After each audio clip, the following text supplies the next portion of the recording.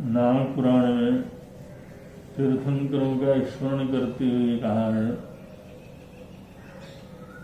अष्टषष्ठीषु तीर्थेषु यात्रायां यत् फलं भवेत् आदिनाथस्य देवस्य स्मरणेनापि तत् भवेत्। अष्टषष्ठीषु तीर्थेषु यात्रायां यत् फलं भवेत् आदिनाथस्य देवस्य स्मरणात् नापि तद् भवेत्। नाहं रामो नमेवांसा मावेषु न च मे शान्तिमास्थातुमिच्छामि सात्मत्येव जिनो यथा।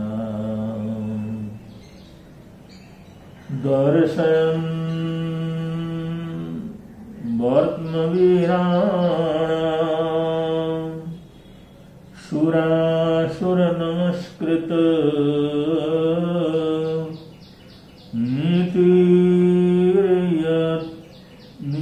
नीतित्रयस्य कर्तायो युगादो प्रथमो जिनः सर्वज्ञ सर्वदर्शी च सर्वदेव नमस्कृत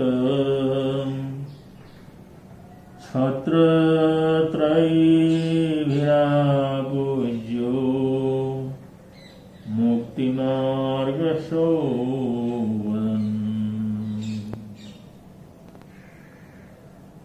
आदित्य प्रमुखा सर्वे बद्धाञ्जलिमीरिषितो ध्यायन्ति भवतो नित्यं यदघ्रियुगनीरजम्। कैलासे विमले रम्ये ऋषभूयं जिनेश्वर सकार स्वावतारं यो सर्वगत शिव सर्वगत शिव।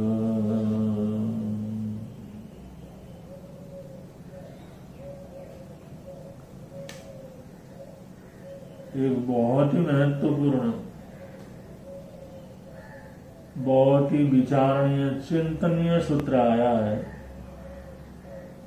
जिसके ऊपर जितना अधिक गहराई से चिंतन मनन करते हैं उतना ही सत्य का साक्षात्कार हो सकता है। तो वह छोटा सा सूत्र है, सभ्य संयोग लक्षण। सभ्य माने सब, दुनिया में जो कुछ भी दृश्य जगत है या श्राव्य जगत है, गंध जगत है या स्वाद का जगत है, स्पर्श जगत है, जो कुछ भी हम पांचों इंद्रियों के माध्यम से जिसका साक्षात्कार करते हैं, पहचान करते हैं, ये सारी दुनिया, इस दुनिया के अंदर जो कुछ भी दृश्य है, श्रव्य, इस दुनिया के अंदर जो कुछ भी मौजूद है, वो सब संयोग लक्षण अनेक चीजों के अनेक तत्वों के, अनेक धाराओं के, अनेक इकाइयों के संयोग का परिणाम है। सब संयोग का परिणाम है, कोई भी ऐसा स्वतंत्र नहीं है। सभी संयोग के परिणाम स्वरूप हमारे समक्ष साक्षात्कार होते हैं। तो सब कुछ संयोग से होता है, सब में कुछ न कुछ जुड़ा हुआ है, अकेले का अस्तित्व तो नहीं है। तो अगर ये चीज अगर अच्छी तरह से समझ में आ जाए तो जीवन में अभिमान नहीं आता, गर्व नहीं आता, मैं नहीं आता, क्योंकि जिसके ऊपर भी हम चिंतन करते हैं वहां पर हमारे को संयोग दिखाई देता है कि बहुत सी चीजें मिल करके, बहुत सी चीजें गुम्फित होकर के, बहुत सी चीजों का योग बनने से ये सब परिणाम सामने आता है। जब ये साक्षात्कार हो, ये जानकारी हो, तो आदमी किसके ऊपर अभिमान करे, किसके ऊपर गर्व करे? तो ये कसायों की मंदता करने के लिए बहुत आवश्यक है। इसलिए कहा है सब्बे संयोग लक्षण, माने सारा संसार संयोग के लक्षणों से युक्त है। जैसे हमारा जीवन है, ये भी संयोग, हमारा परिवार है, ये भी बहुत से लोगों के मिलने से संयोग से बना। हमारा समाज, गांव नगर है, ये भी बहुत से लोग, बहुत से परिवार, बहुत से अलग अलग जो है कामों को करने वाले लोग, उनसे संयोग से जो बना। एक नगर होता है तो उसमें भी पता नहीं कितनी चीजों का संयोग होता है। तो ये सब संयोग से बनते हैं। और संयोग से बनते हैं तो उसका जो प्रतिनिधित्व है, उसके सुधार की जिम्मेदारी है, उसको संभालने की जिम्मेदारी है, वो भी संयुक्त ही हुआ करती। इसलिए अकेला चना भाड़ नहीं फोड़ सकता, जो अकेला कुछ नहीं कर सकता, सब संयोग से होते हैं। ऐसा शास्त्रकार ने यहां बतलाया, सब्बे संयोग लक्षण। हम 2 मिनट के लिए अपने शरीर को ही देखें, अपने शरीर का ही निरीक्षण करें। हमारा शरीर, जिसे हम स्थूल शरीर कहते हैं, जिसे हम औदारिक शरीर कहते हैं, हमारा शरीर है। और ये जो शरीर है, उस शरीर भी अलग अलग अवयवों से इसका निर्माण हुआ, अलग अलग अवयवों से। और ये हाथ अलग है, पैर अलग है, सिर अलग है, ऊपर का हिस्सा अलग है, अधो का हिस्सा अलग है। ऐसे अलग अलग जो है हिस्से, और इसी को थोड़ा सा और आंतरिक रूप से सोचें तो अलग अलग ऑर्गन्स उसके अंदर है। कोई कुछ काम करता है, कोई कुछ काम करता है, कोई कुछ काम करता है। तो ऐसे बहुत से ऑर्गन्स, बहुत से सिस्टम, उन सबका एक संयोग हमारा शरीर है। अगर इतने डिटेल में न जा करके, अगर हम शरीर को एक स्थूल शरीर अगर मानते हैं, तो ये शरीर क्या इसी से चल रहा है? क्या इतनी इसकी मर्यादा है? नहीं, इसको चलाने वाला कारमान शरीर है, जिसको सूक्ष्म शरीर है। ये स्थूल शरीर जो पैदा होता है तो सूक्ष्म शरीर से पैदा होता है। ये सूक्ष्म शरीर से इसका संचालन होता है।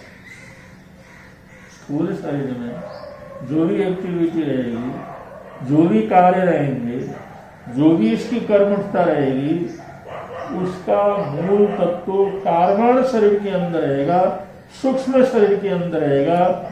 सूक्ष्म शरीर के बिना इस स्थूल शरीर कोई काम नहीं कर सकता।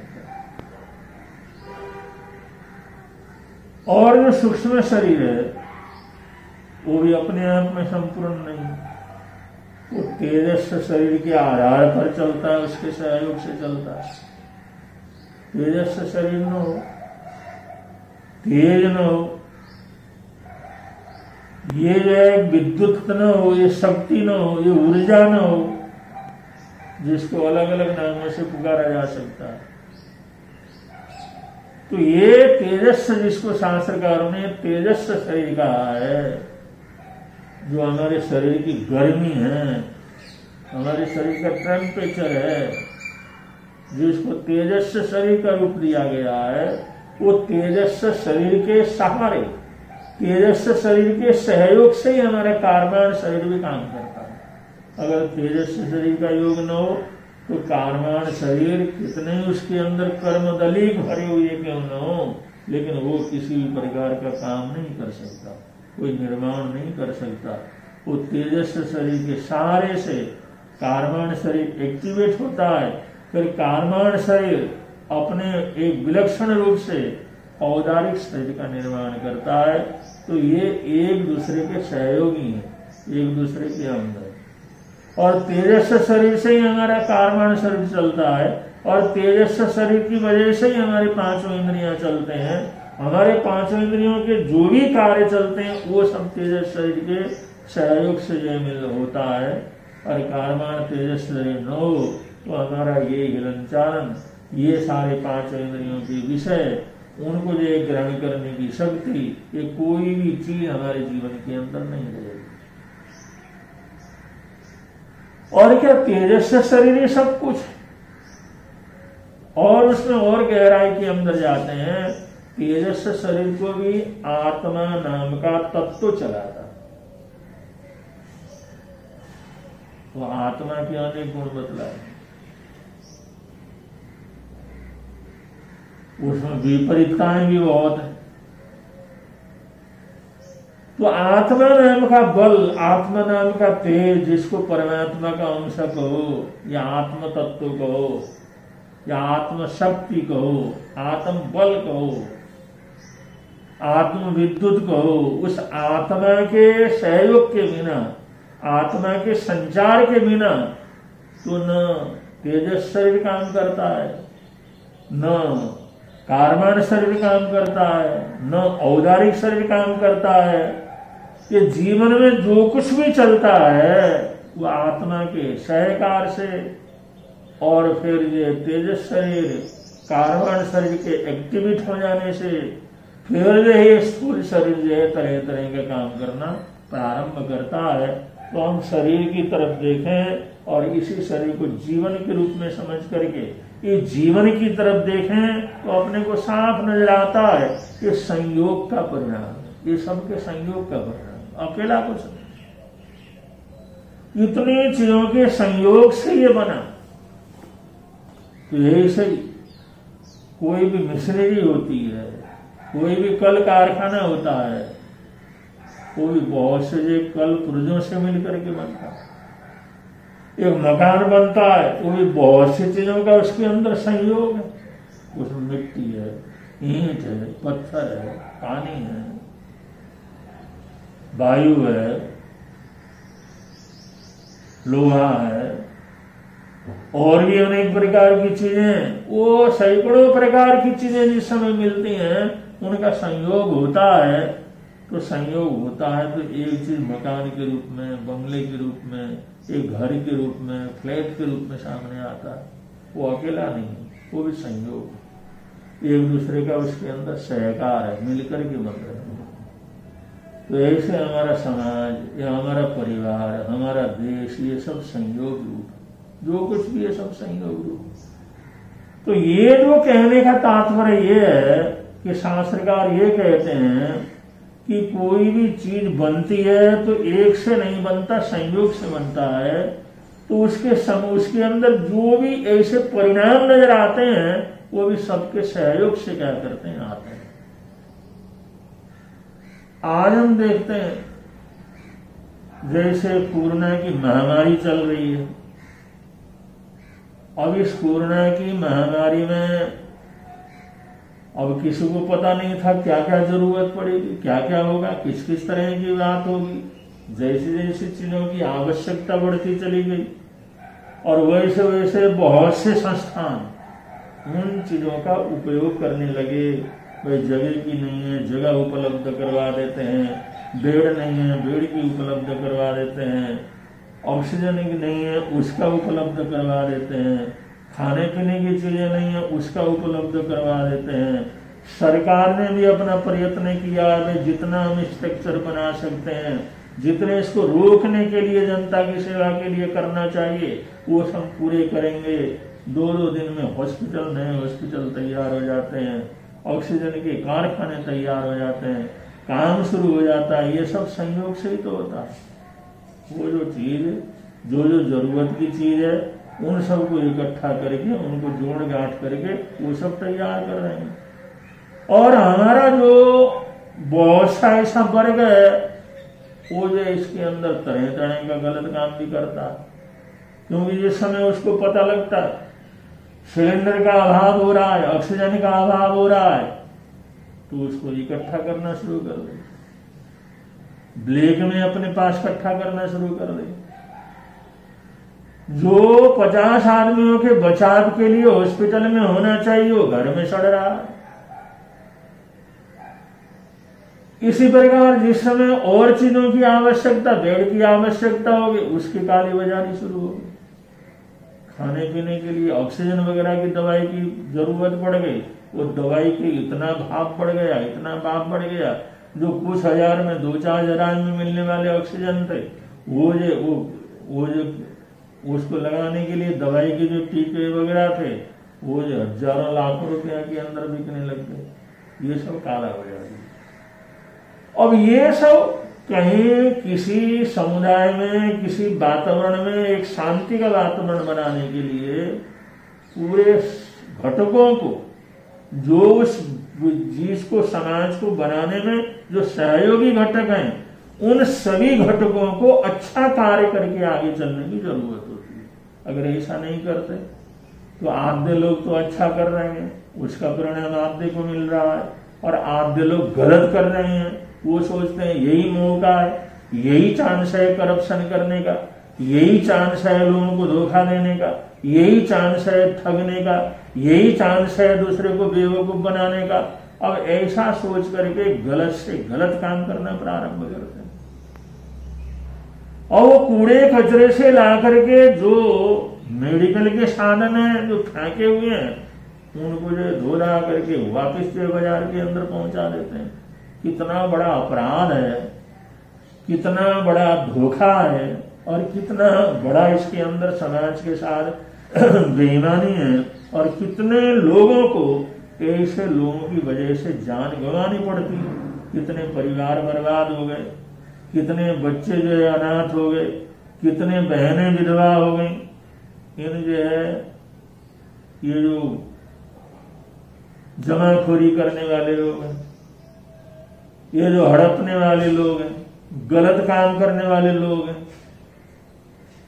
अपने लालच में, अपने धन दौलत के लिए एक ठगी का काम करने वाले लोग हैं,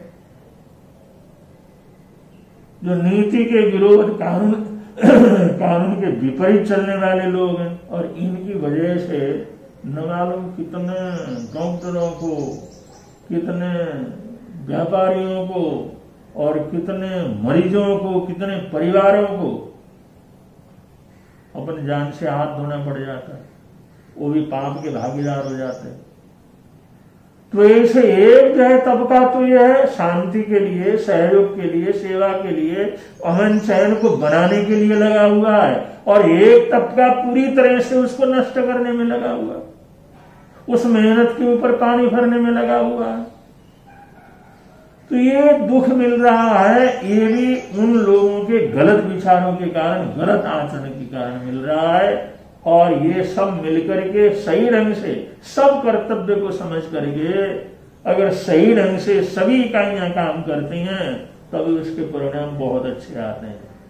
अगर एक इकाई अच्छा करती है तो उसके अच्छे परिणाम भी आते हैं, और जो बुरा करते हैं तो उसके बुरे परिणाम भी सामने आते चले जाते हैं। ऐसे अच्छाइयों का अच्छा परिणाम भी आता है और बुराइयों का बुरा परिणाम भी सामने आता है। लेकिन ये सब होता है जब हम सब करते हैं। ऐसे समय में जब राष्ट्रीय विपदा हो, उसके अंदर सरकार हो या सरकार के अलग अलग अंग हों या देश की सुरक्षा के अलग अलग एजेंसियां हों या उसके साथ साथ जनता, और जनता का हर वर्ग, उस हर वर्ग को जो है अच्छा करने के लिए प्रवृत्ति करनी होगी, अच्छा करने के लिए आगे बढ़ना होगा, सद्भावना पूर्वक आगे बढ़ना होगा, सबके हित को ध्यान में रख करके आगे बढ़ना होगा, तभी जाकर के शांति हो सकती है। अगर ये सब सिर्फ अपना स्वार्थ समझ करके अगर दूसरे के हित को नजरअंदाज करके अगर बढ़ते हैं तो बड़ी बड़ी मुसीबतें होती हैं, और उसी मुसीबतें में अगला मरता नहीं है, क्योंकि उसको भी मरना पड़ता है, उसको भी बर्बाद होना पड़ता है, क्योंकि ये सहयोग है ना, संयोग है। और उन चीजों के अंदर हम भी इन्वॉल्व हैं।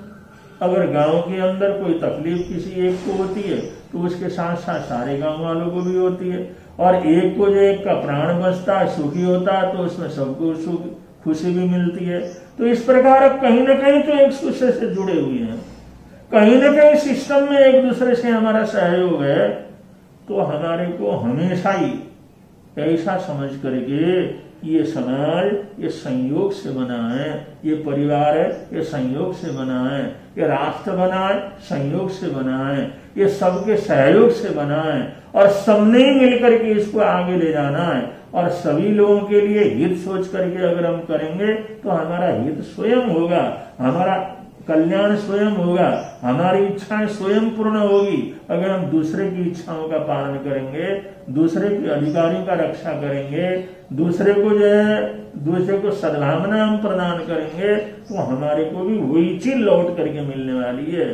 ये एक सामायिक भावना, सामूहिक जो भावना है, सामाजिकता जो जीवन के अंदर है, इस सामाजिकता को पुष्ट करने के लिए, इस सामाजिकता को उजागर करने के लिए शास्त्रकार यहाँ पर कहते हैं सभ्य संयोग लक्षण, सारा तुम्हारे चारों तरफ का जो वातावरण है ये सब संयोग का परिणाम है, और उसमें कहीं ना कहीं तुम भी इन्वॉल्व हो।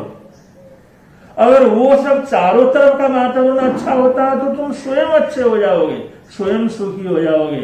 अगर चारों तरफ का वातावरण अगर ये दुखी हो जाता है, तकलीफ में चला जाता है, तो अव्वल तुम भी ये तकलीफ में जाओगे। चारों तरफ शांति रहेगी, तुम्हारे को भी शांति रहेगी, और चारों तरफ आग लगेगी तो आग का लपेटा कभी तुम्हारे घर के पास तुम्हारे पास भी आ जाएगा। ये तो सब एक दूसरे से जुड़ा हुआ है, हम एक दूसरे से जुड़ करके संयोग से जीवन के अंदर जीते हैं।